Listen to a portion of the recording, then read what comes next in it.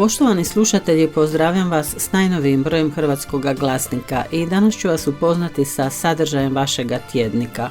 Ocjenjujući prošlu godinu, državni tajnik naglasio je kako uz državne potpore i programe ključnu ulogu ima i ekonomsko-političko okruženje u kojem živimo. Govoreći o očekivanjima za 2025. godinu izjavio je: neće biti laka, ali se nadamo završetku rata što će donijeti jačanje gospodarstva, a time će donijeti dodatne mogućnosti za podršku narodnosnim zajednicama. U posljednjih 10 godina toliko je toga obnovljeno da možemo reći kako smo već obavili najveći dio posla. To znači da ćemo ove i sljedećih godina moći usmjeriti pozornost na ona područja na koja se dosad nije dovoljno ulagalo ili gdje su potrebna veća ulaganja za višefazne projekte. Više u tjednoj kolumni vaše urednice. Prava je to prigoda da više pažnje posvetimo Božjoj riječi, ali i našem materinskom jeziku. Uz korizmene mise organizirajmo duhovne priprave, molimo križni put na svojem materinskom hrvatskom jeziku. Okupimo se ne samo u crkvi, nego i na kalvarijama, u našim tradicionalnim svetištima pa i drugim mjestima.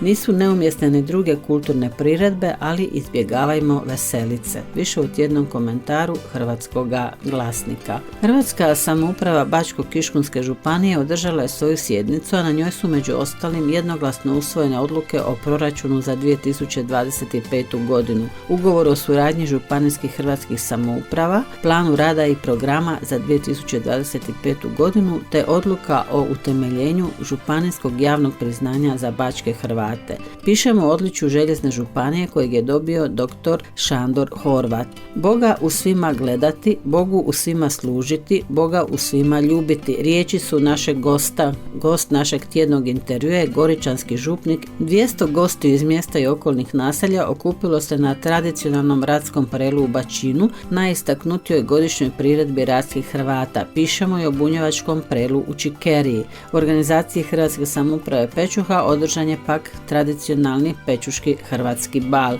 Dobro društvo, dobra tombola i dobar orkestar bile su odlike bala. Završen je Drugi svjetski rat koji je u nekom obliku zapravo bio nastavak prvog, koji je bio planiran, a izvršenje očito bilo usmjereno iz centra pod kontrolom jedne grupacije. Možda ovaj centar od tada kontinuirano prati i organizira događanja u svijetu. Židovi su tijekom povijesti bili stigmatizirani i kolektivno kažnjavani. Pogledajmo kako su se građani Šoprona ponašali prema njima nakon poraza kod Mohača 1526. godine. Krajnji rezultat bila je deportacija iz grada. Postoji više razloga za takvo ponašanje, no jedan od njih zasigurno je taj što su kršćani bili uvjereni da je Isusa, kojeg su smatrali Židovom, sinom Svevišnjeg, razapeo vlastiti narod. Više u priči Prstanj na stranicama Hrvatskog glasnika. Pišemo o hrvatskom balu u Sambotelu koji je održan u organizaciji mjesne samouprave Gornjeg Četera i Hrvatske samouprave Gornjeg Četera u Sambotelskoj dvorani Holodaš. Podravci znaju kako se veseliti i zabavljati, a to iz godine u godinu potvrđuje i Barčanski hrvatski bal. Nije bilo drugčije ni na ovogodišnjem hrvatskom regionalnom balu u Barči, u organizaciji Hrvatske samouprave Barče i Kuda Podravina. Fašenk se je oženil, pepelnico združil, pepelnica zaručnica, fašenk mladoženja. Tako glasi pjesmica koju su nekad fašenki vikali na pomorskim ulicama. Poštovani slušatelji, slijedite platforme Hrvatskog glasnika, pretplatite se na tiskano izdanje kako bi tjedni Hrvata u Mađarskoj bio s vama u vašem hrvatskom domu. Pozivamo vas na naš društveni profil i web stranicu s napisima iz svih hrvatskih krajeva od Bačke do Gradišća. Pratite medijske platforme i društvene profile Hrvatskog glasnika. Budimo zajedno u oazi Hrvatske pisane riječi u Mađarskoj na stranicama tjednika Hrvata u Mađarskoj Hrvatskog glasnika.